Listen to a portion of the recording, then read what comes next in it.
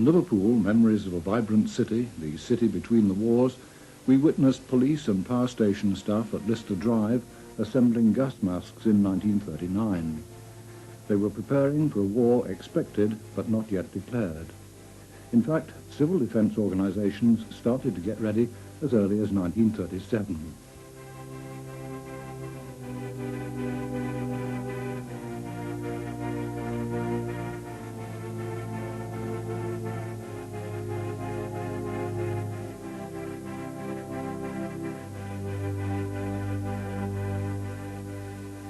In mid-1939, we saw the Mauritania leave on her maiden voyage.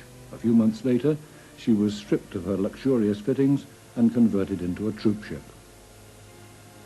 The invasion of Poland by Hitler's army on the 1st of September 1939 meant we were at war on the 3rd.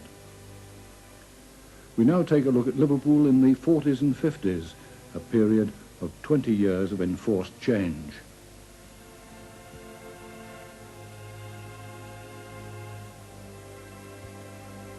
Outwardly, as far as Liverpool was concerned, city life continued fairly normally for another year, apart from preparations for possible air attack.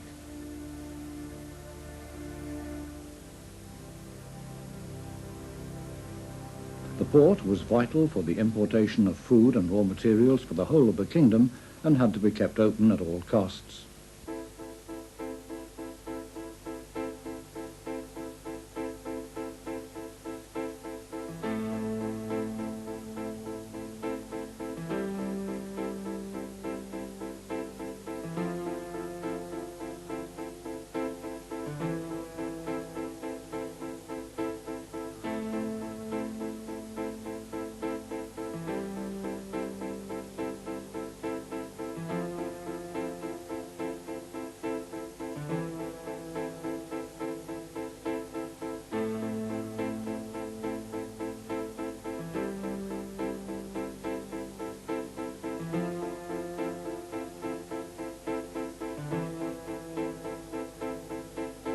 Behind the scenes, our civil defence became organised.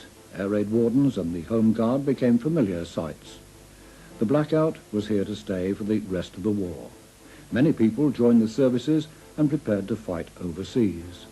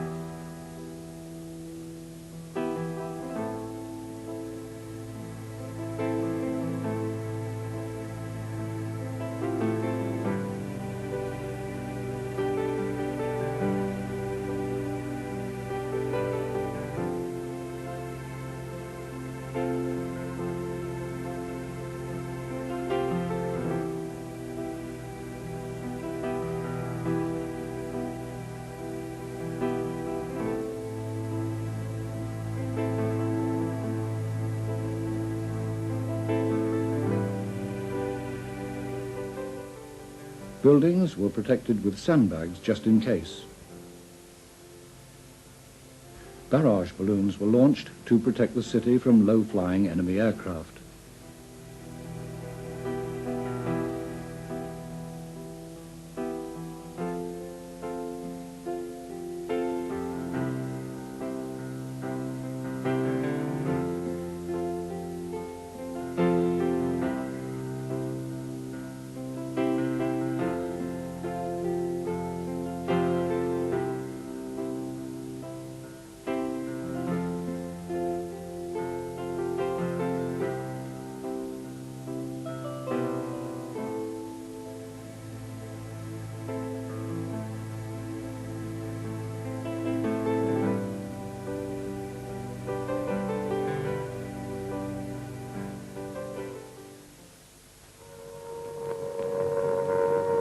Then, in August 1940, Liverpool's own war began.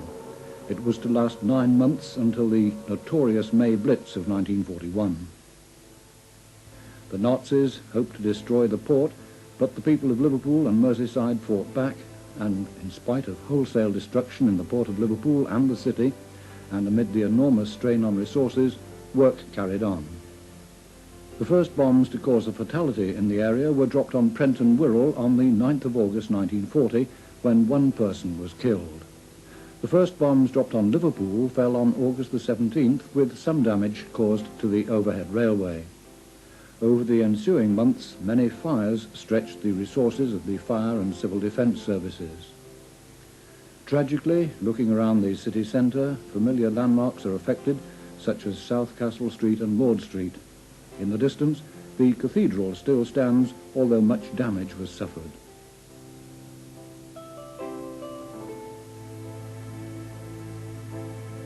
The Liverbirds still look down on a scene of destruction.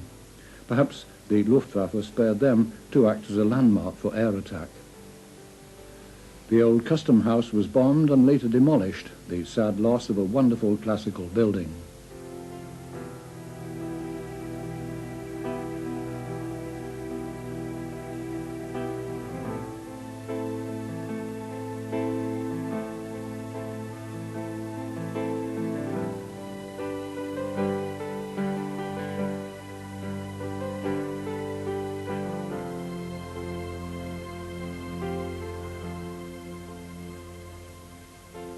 The site of Littlewood's store today was completely cleared.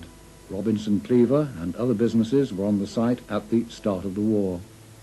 In the background, on the other side of Church Street, Marks and Spencer and Bon Marché, now occupied by George Henry Lee, still stand. In the foreground is the courtyard of Bluecoat Chambers, Liverpool's oldest building.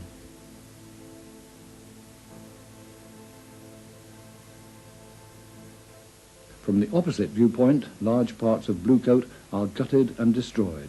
Much later, it was restored to its former glory.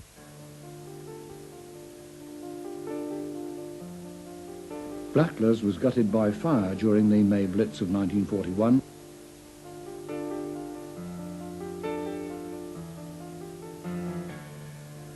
Remember how it used to be in the 20s and 30s? The basement would be flooded to become an emergency water supply.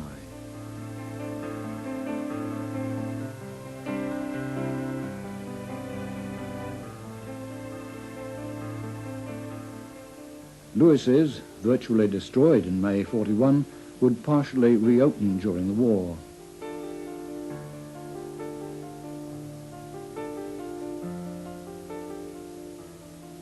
Cranes on top of the building aided reconstruction.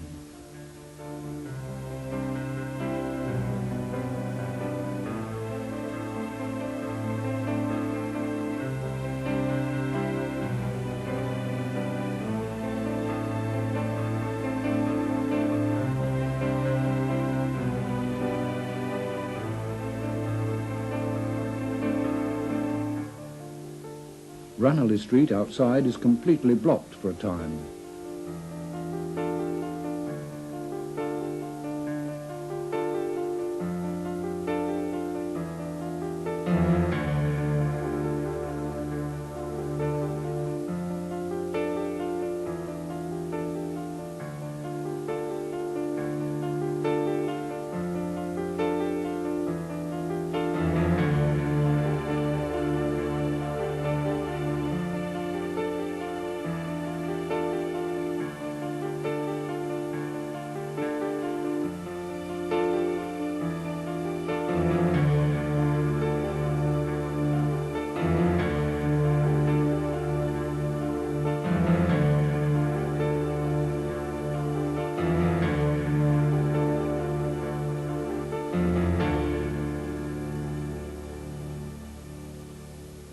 A barrage balloon is floating outside the Mersey Tunnel entrance.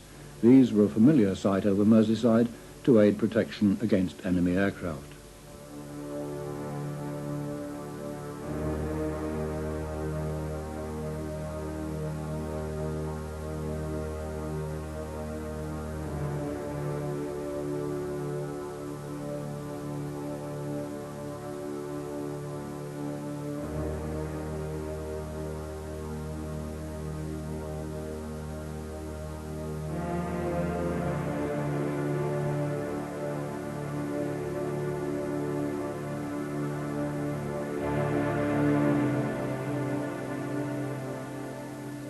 St George's Hall sustained much damage. Part of Liverpool Museum area has become a fire station.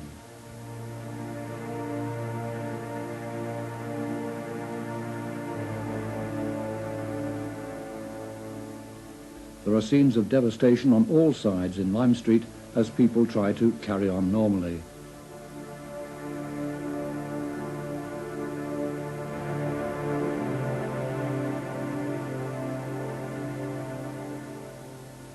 St Luke's Church, a familiar sight at the top of Bowl Street, is seen with its nave and chancel completely destroyed, but the tower and clock still standing.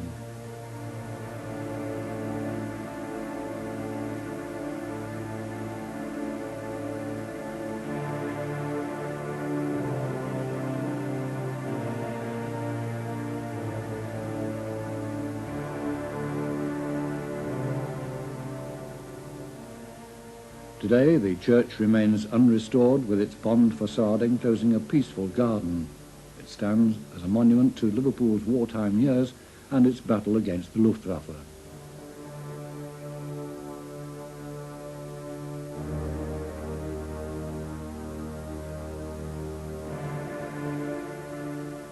By contrast, Liverpool's parish church of St Nicholas, a riverfront landmark for centuries, has been fully restored. This seems an impossible task, looking at the amount of destruction in these pictures. A small temporary church was built within the ruins in 1943.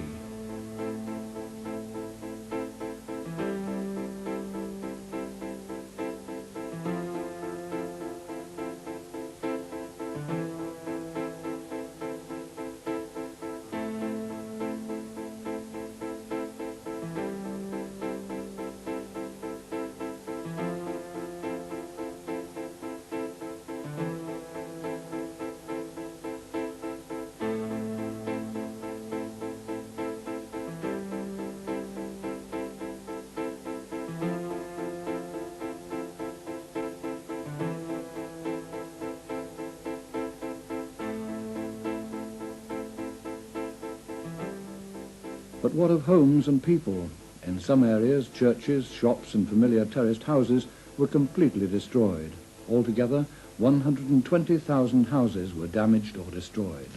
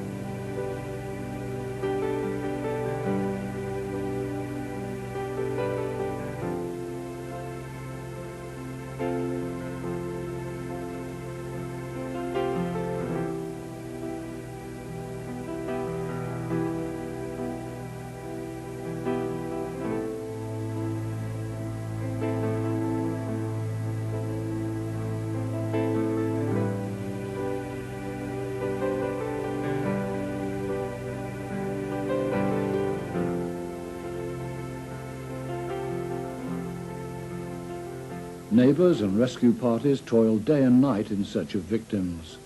There were direct hits on air raid shelters, killing groups of people. Blood, tears, toil and sweat were the order of the day.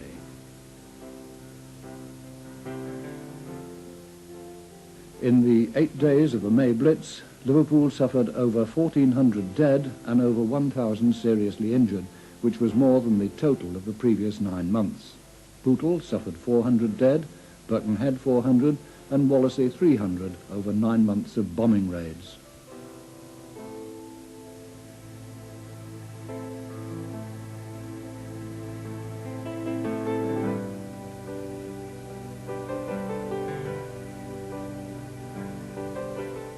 Emergency rest centres and canteens established in halls, cinemas and schools helped solve the problem of feeding.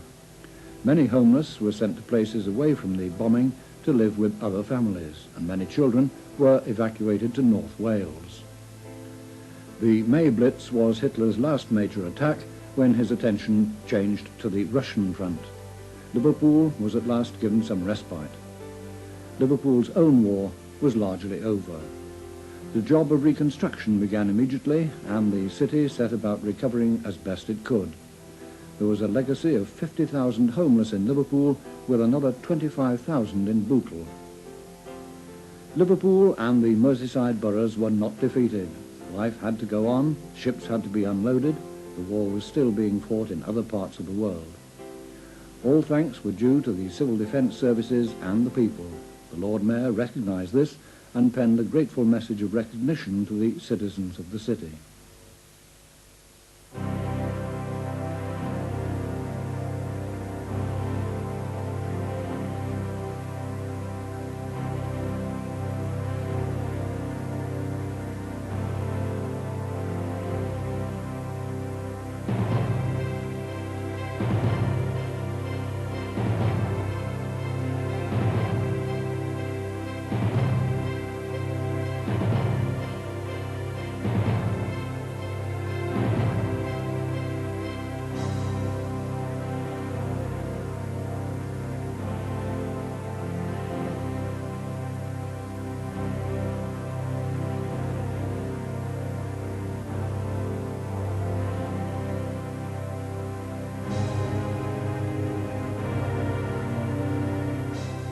By the end of May, the port was fully operational again, and it was able to continue to support the Battle of the Atlantic, having already played a major role.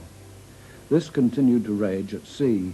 Food and raw materials were vital to the general war effort of the country, and ships carrying these had to run the gauntlet of enemy warships and submarines on their way to Liverpool, and many were sunk by enemy action.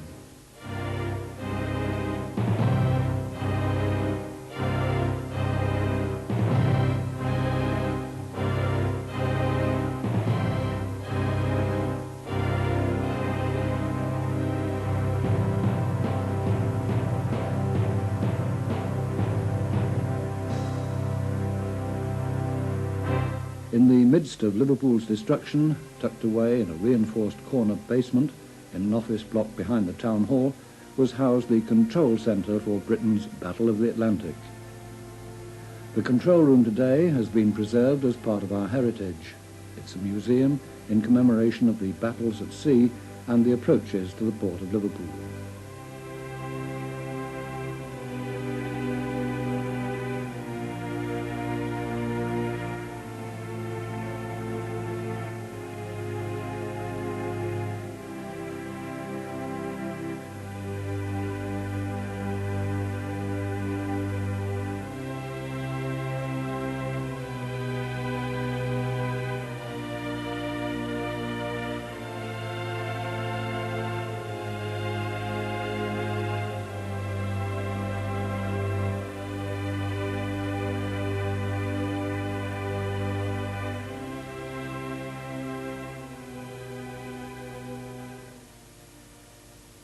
Signs of the war coming to an end were the arrival of hospital ships returning injured and ex-prisoners of war to the UK. Men would travel home or to hospitals throughout the country.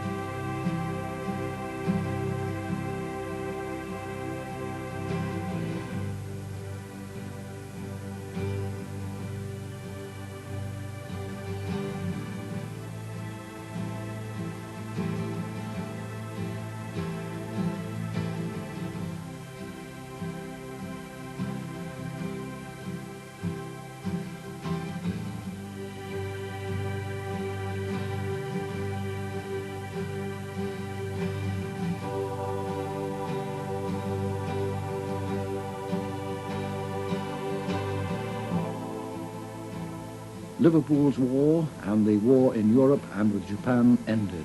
However, food rationing would continue for many years.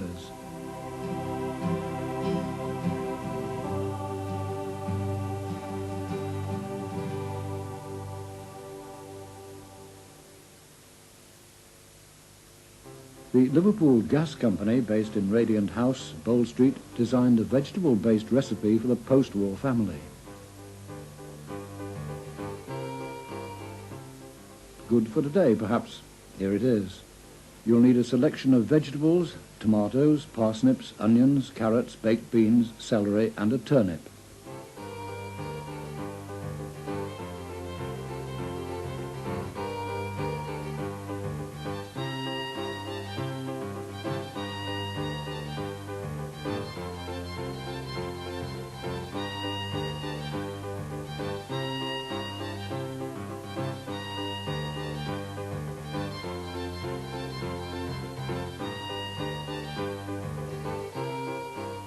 Chop all the veg into small pieces. Put all except the tomatoes into a large pan. Add a pint of stock and a half pint of milk.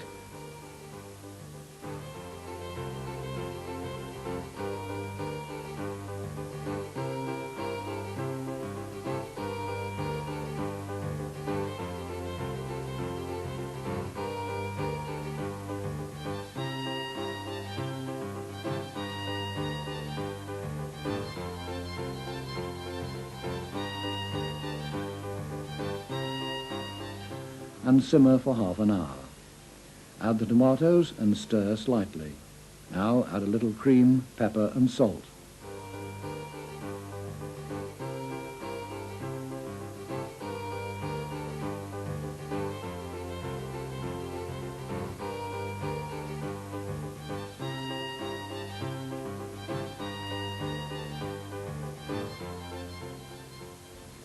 Pour into a pie dish. Top with pastry. Now cook for half an hour in your Mersey oven. It's now ready to serve. Looks absolutely delicious.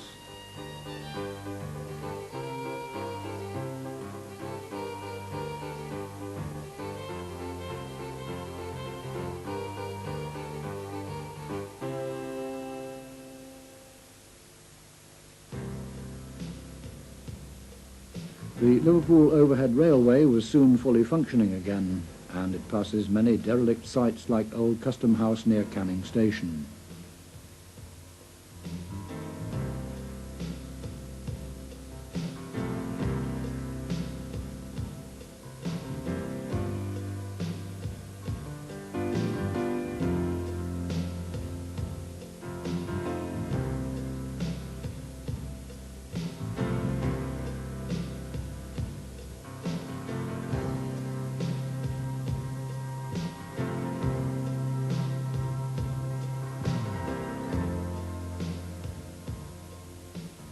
Over the bridge it enters Dingle Tunnel, which takes it to the terminus at Dingle Station on Park Road.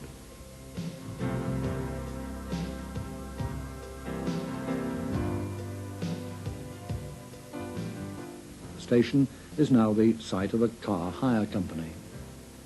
Behind it, below ground, the platforms still exist.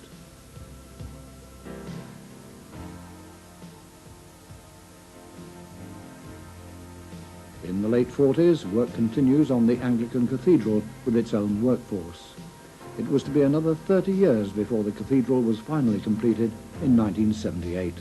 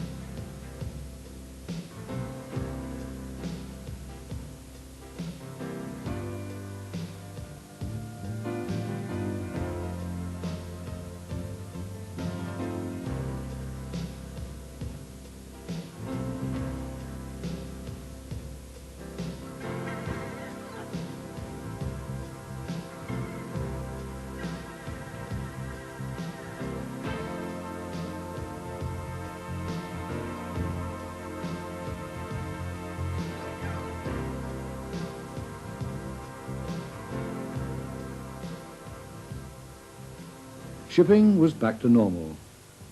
The Mersey River pilots had their own fleet of craft, which provided living and sleeping accommodation while awaiting arrivals off Anglesey. Liverpool pilots would take charge of all ships arriving in the Mersey and take them into the port of Liverpool.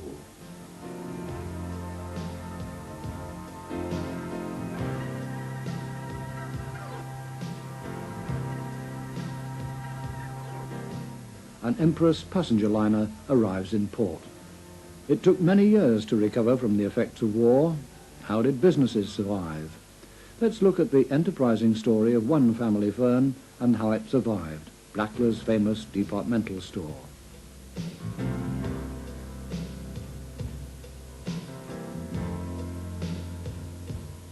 Opened in 1908 and based on Galerie Lafayette, Paris, it quickly became one of Liverpool's favourite stores, thriving throughout the 20s and 30s.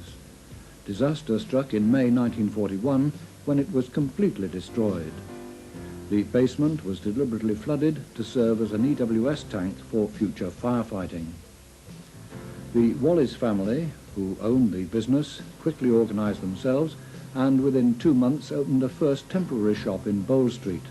Progressively, they opened a total of 14 shops, 13 in Bowl Street and 1 in Church Street. Tram drivers jokingly referred to Bowl Street as Blacklow's Avenue.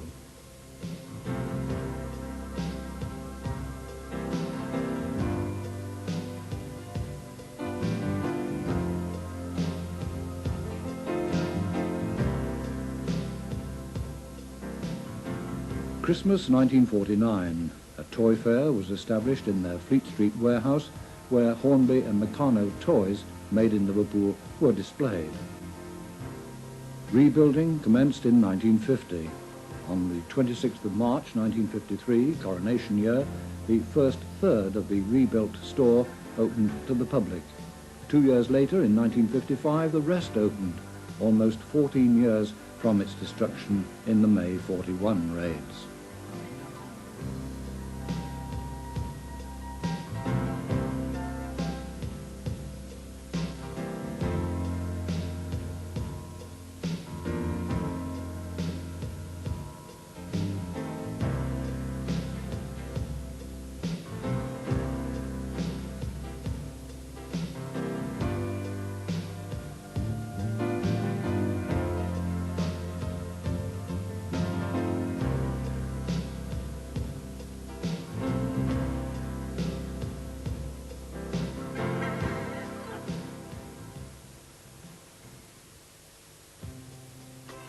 (1951) was Festival of Britain year, which 100 years after the Great Exhibition of 1851 was intended to boost morale and help market Britain's products to the world.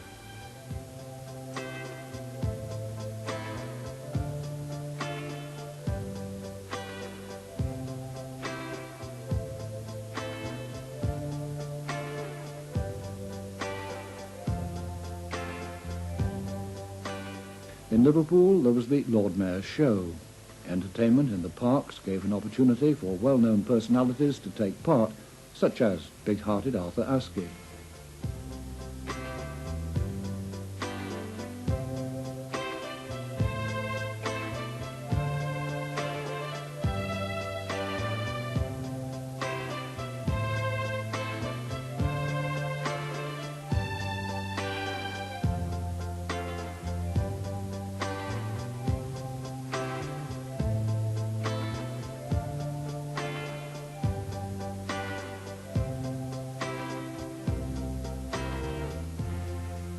A popular trip was the ferryboat journey to join and have a good view of the regatta off Otterspool Promenade.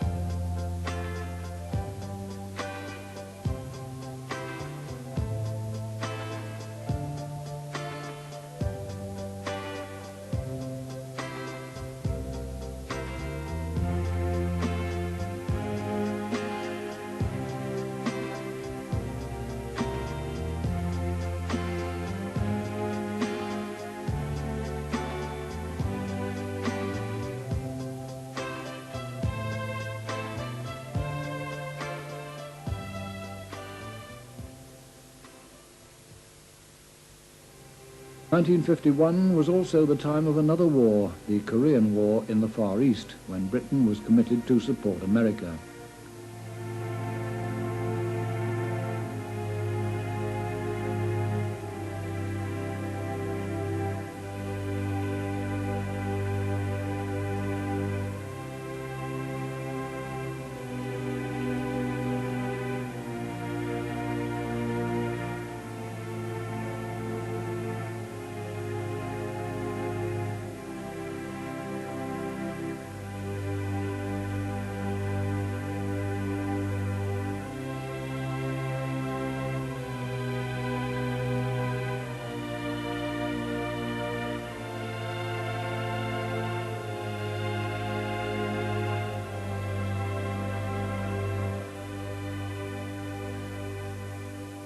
The 1st Battalion, the King's Regiment Liverpool, take their leave of the city for the long voyage to Japan and Korea.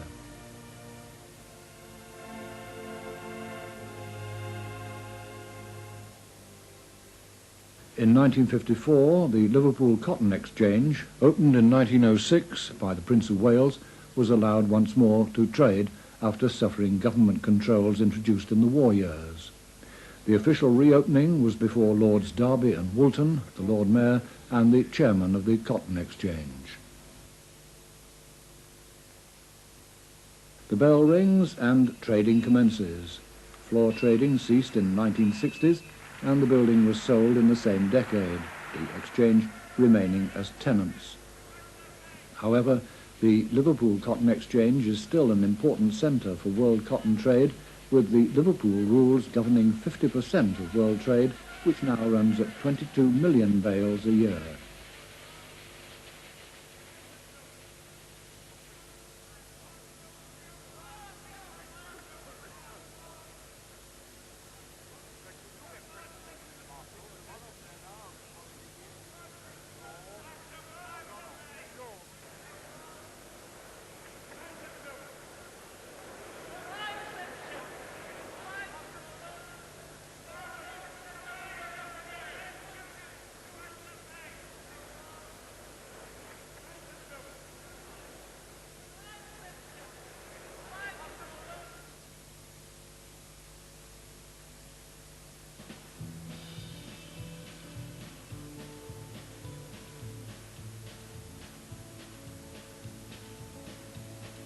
(1953) was coronation year.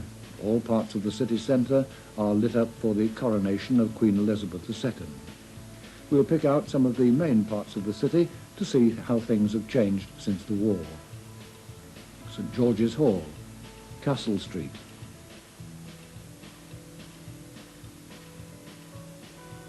the Town Hall,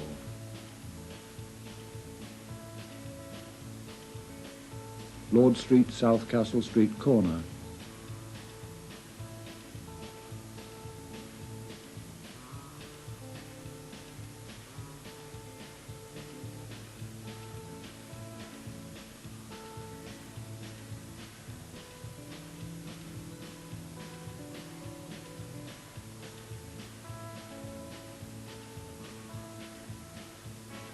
the Mersey Tunnel,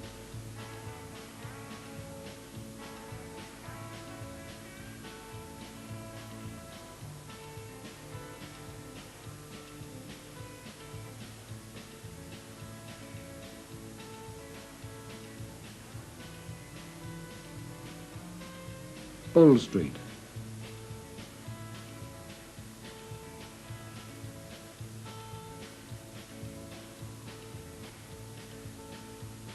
Lewis's,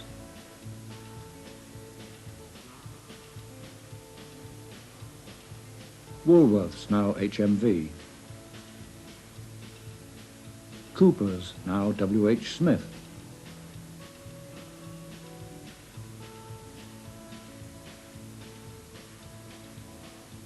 Marks and Spencer, George Henry Lee,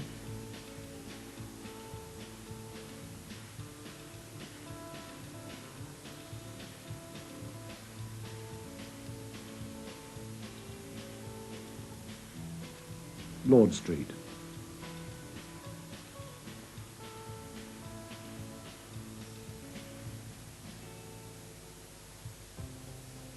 1954, the dock system is fully operational. A school party from Birkenhead take the overhead railway to pay a visit to the Port of Liverpool's most modern and northerly dock, Gladstone Dock in Bootle.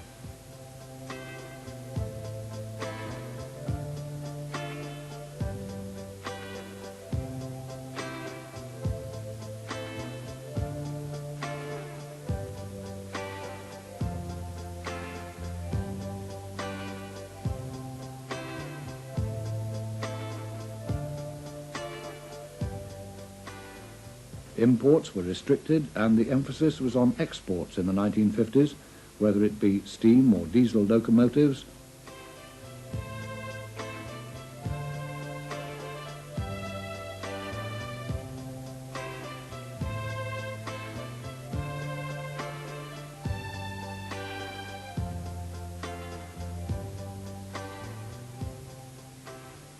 or cars and car parts. People at home had to wait for their supplies.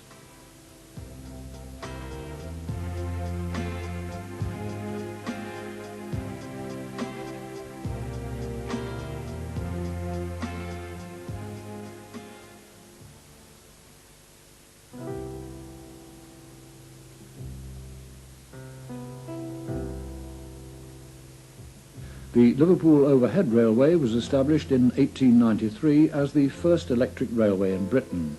Locally, it was known as the Docker's Umbrella. In 1956, it would run for the last time.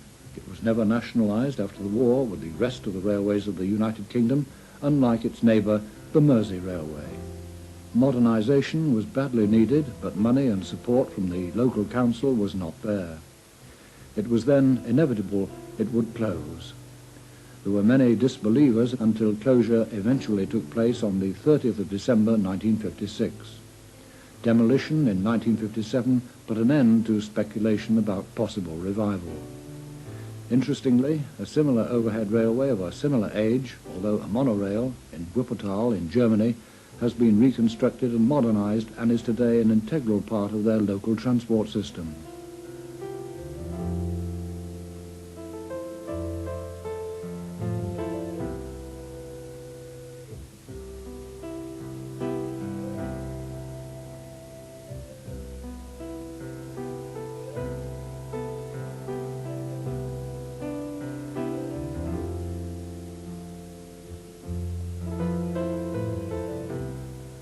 Another familiar sight was to disappear in 1957.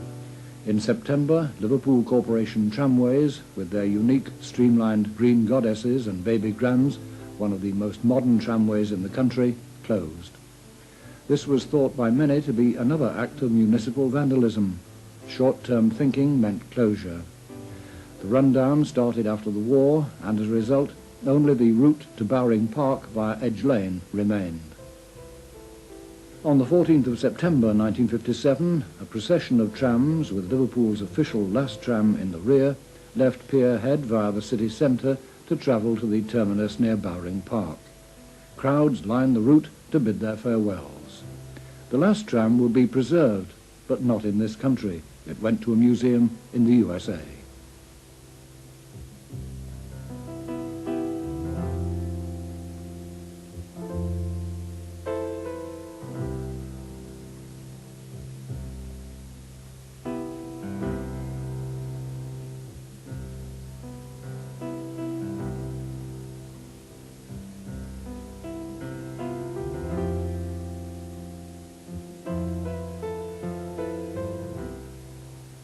The rest of the tram fleet was destroyed on the corporation's industrial estate in Kirby or at the works in Edge Lane.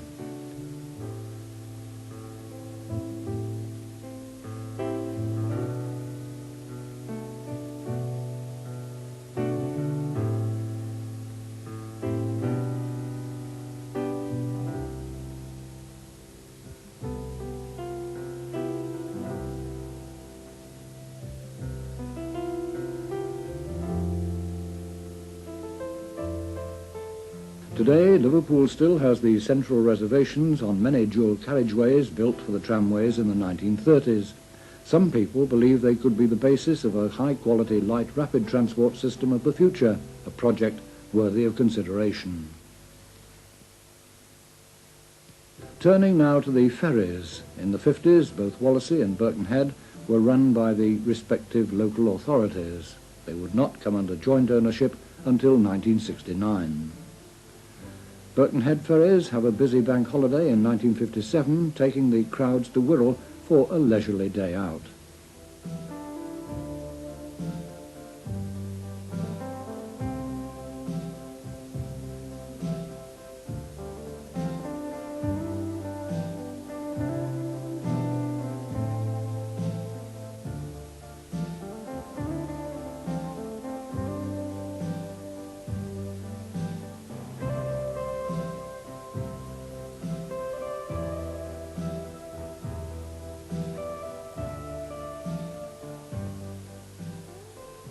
Let's now take the Wallasey ferry to New Brighton in the mid-50s. The well-known landmark, the Three Sisters, has now disappeared, being blown up in 1994 after closure of the power station.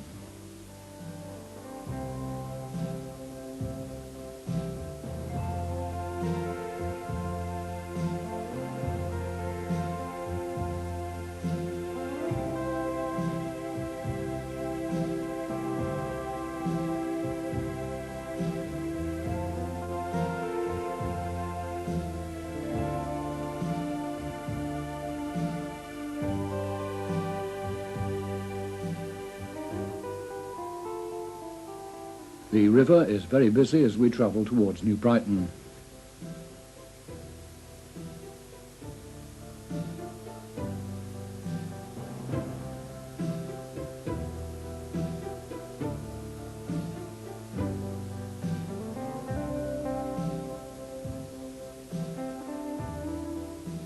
In the distance is the New Brighton Tower building, a mecca for dancers on a Saturday night with Bill Gregson and his orchestra.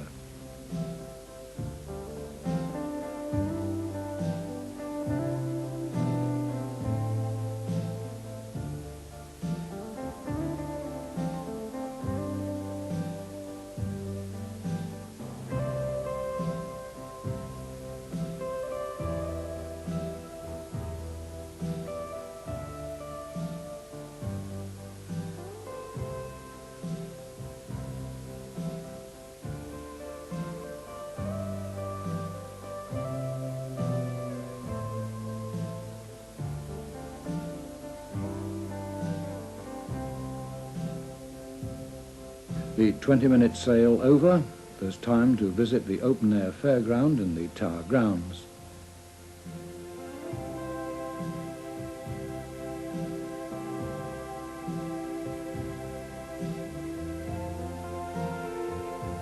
After a spell at the fair, children enjoy playing on the sandy beaches with the river and ships in the background.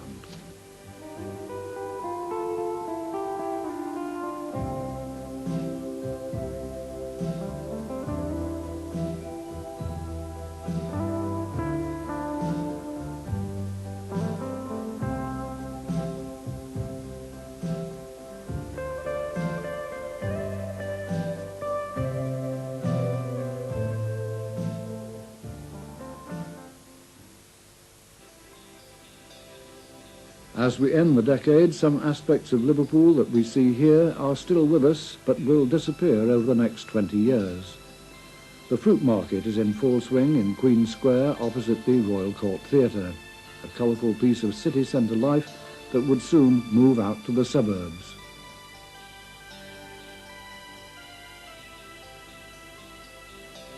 Meccano is still in Binns Road, making dinky toys and Meccano sets. The firm would eventually close, and Meccano is now being made in France.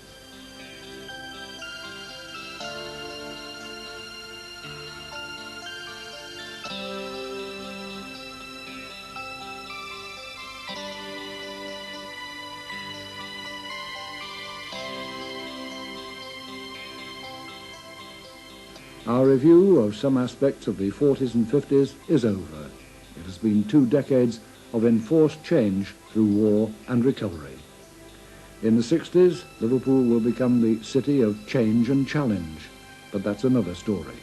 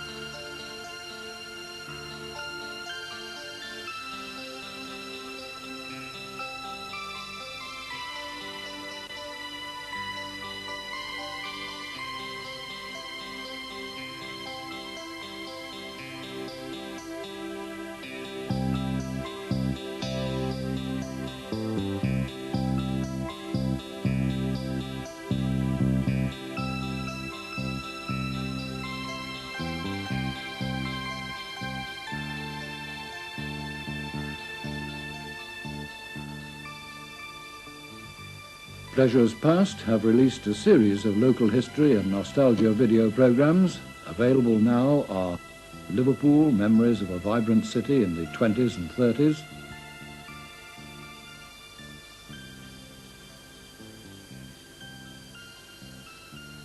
Chester Memories from the 20s up to the present day,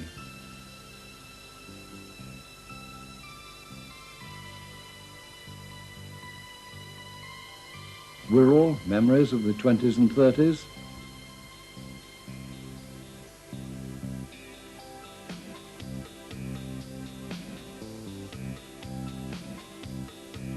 the story of Birkenhead's tramways 1860 to 1993,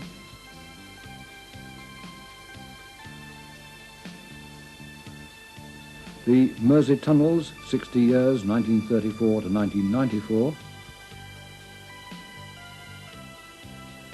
and coming shortly will be Wirral, Echoes of the 40s and 50s,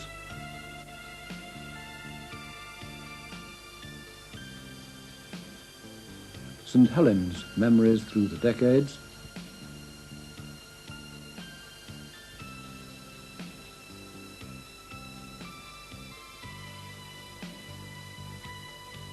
"25 Years of Mersey Rail",